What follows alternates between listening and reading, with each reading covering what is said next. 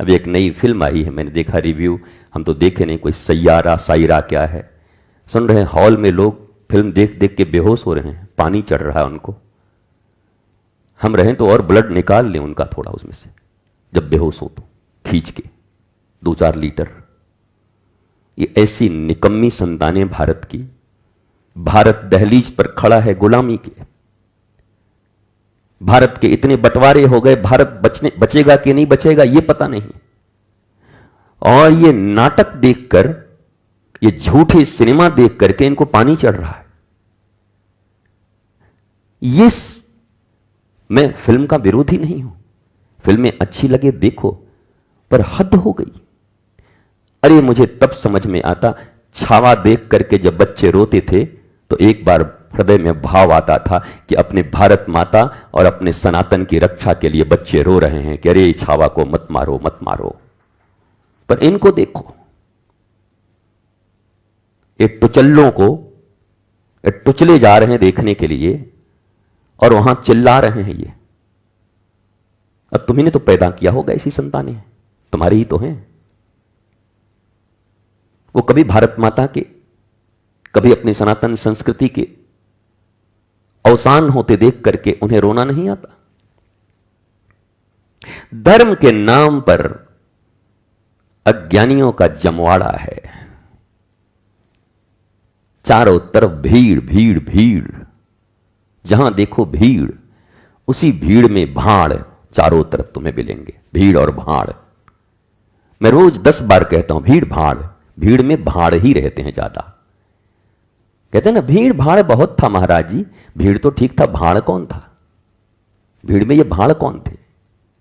वो भाड़ हमारी तुम्हारी जैसे ही लोग थे, जिनको न गीता पता है, जिनको न योग वासिष्ठ पता है, जिनको न अपने उपनिषद पता है, न जिनको अपने वेद पता है, न जिन्हें रिसेंट इस विश्व में 20 वैज्ञानिकों का नाम ही पता है।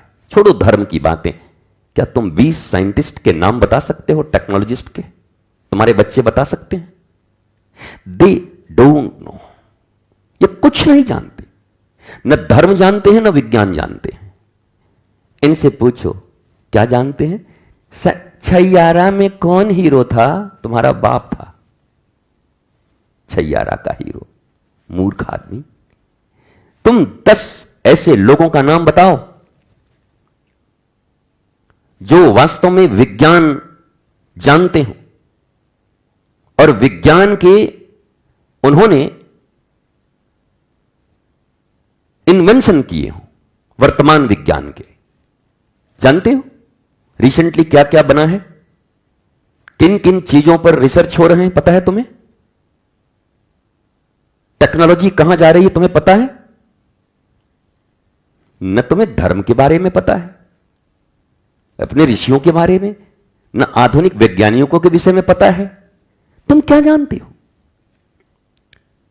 इन ड्रामा करने वाले टुच्चों को जानते हो? ये तुम्हारी नजर में हीरो है। तुम 10 ऐसे सैनिकों के नाम बताओ जिन्होंने अपनी भारत माता की रक्षा के लिए प्राण दिए हो। 10 कर्नल के नाम बताओ। तुम कुछ नहीं जानते, तुम्हारे बच्चे कुछ नहीं जानते। कैसा पालन किया है तुमने अपने बच्चों का? पैसों के लिए अलग अलग भाड़ की तरह रोल करने वाले, उनको ये हीरो और हीरोइन कहते हैं, पर ये भारत माता की संतानों को हीरो नहीं कहते। ये भारत माता की किसी बेटी ने साइंस और टेक्नोलॉजी के लिए काम किया हो, धर्म और विज्ञान के लिए काम किया हो, इनको ये नहीं जानते। जरा सोचोगे तो तुम्हें लगेगा कि तुमने आज तक क्या किया है अपने बच्चों के लिए। जगो, तुम्हारे देश के कई टुकड़े हो चुके हैं।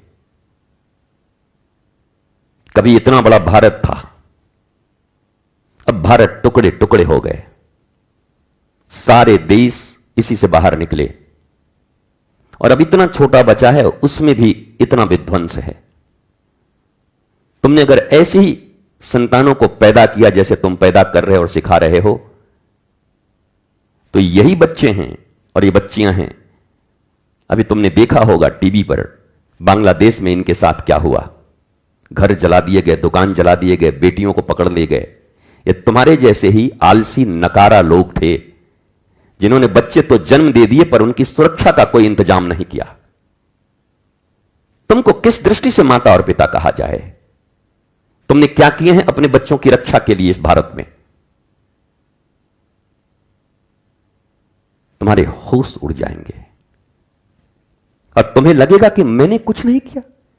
बाप बड़ा ना भैया, सबसे बड़ा रुपया ताता थैया। 2 टके की कमाई के लिए पूरी जिंदगी गंवा दी। वो टका तुम्हारे पास नहीं रहने वाले हैं, वो किसी के पास नहीं रहे। बड़े से बड़े सेलिब्रिटी के पास भाग भाग के सबको आना पड़ता है। जरा इसकी चिंता करो, और यह चिंता संस्कारों से होगी। सनातन के 16 संस्कार, वैदिक विद्या, उस ओर अपने बच्चों का रुख मोड़ो और तुम भी पढ़ो। अपने सच्चे इतिहास को जानो। विज्ञान और टेक्नोलॉजी में सबसे ऊंचा बनाओ अपने बच्चों को। धर्म का अर्थ यह नहीं कि केवल चुंदी बढ़ा करके ओम ओम कर रहे हैं और राधे राधे कर रहे हैं। जिनके पास आधुनिक विज्ञान हो, टेक्नोलॉजी हो, समझ हो, बोध हो, उसे कहते हैं ज्ञान, नॉलेज। और नॉलेज के बिना कोई भी जीवन में आनंद प्राप्त नहीं कर सकता। तो बी अ नॉलेजफुल पीपल। एक पर्सन बनो पर नॉलेजफुल बनो, और उसके लिए तुम्हें करने होंगे काम। हारे हुए चेहरे, बुझे हुए चेहरे, मुस्कुराहट कभी चेहरे पर नहीं। झूठी मुस्कुराहटें, वो भी शादी विवाह में जब रिश्तेदार मिले तब हा हा हा हु, सब दोनों दुखी हैं। दोनों एक दूसरे को चाहते हैं कि वो गिरे वो गिरे। ये रिश्तेदार हैं। तुम्हारी रिश्तेदारी में तुम्हारे बच्चे को अगर कोई बहुत बड़ी नौकरी मिल जाए तो किस रिश्तेदार को खुशी होती है? दुनिया में भले किसी को दुख ना हो, तुम्हारे रिश्तेदार दुखी हो जाते हैं। इनको तुम रिश्तेदार कहते हो, रिश्तेदार। इनसे बढ़िया तो दुश्मन खड़ा है उधर पाकिस्तान की तरफ। उसको कोई मतलब नहीं तुम्हारे बच्चे से, वो बढ़े की घटे भी, उसको पता ही नहीं। रिश्तेदार वो है जो तुम्हें धर्म के पथ पर चलता हुआ, ज्ञान के पथ पर चलता हुआ देखकर प्रसन्न हो, जो तुम्हारी सच्ची प्रगति को देख करके आह्लादित हो, खुश हो, आनंदित हो। वाह! पर कितने लोग हैं तुम्हारे घर में ऐसे? बताओ बताओ, एक नहीं मिलेंगे। फिर भी तुम जू रहे हो झूठी दुनिया में। झूठ का एक साम्राज्य कायम किया हुआ है। तुमने तो जी लिया, अपने बच्चों को यह दुनिया मत दो। अपने बच्चों को सच्ची दुनिया दो। उन्हें बचपन से ही सत्य की ओर ले जाओ। देख, तुझे सत्य पहचानना है। देख, तुझे सत्य में जीना है। देख, तुझे अपने ऋषियों की तरह जीना है। देख, तुझे आधुनिक विज्ञान को समझना है। देख, तुझे अपने सैनिकों के प्रति गर्व रखना है। देख, तुझे अपने भारत माता की रक्षा की चिंता करनी है। देख, तुम्हें अपने भारतवासियों के उन्नति की चिंता करनी है। बड़ा बनाओ, विराट बनाओ। पिंजरे में फंसे हुए चूहे की तरह मत बनाओ अपने बच्चों को। यह मातृत्व नहीं, यह ममता नहीं।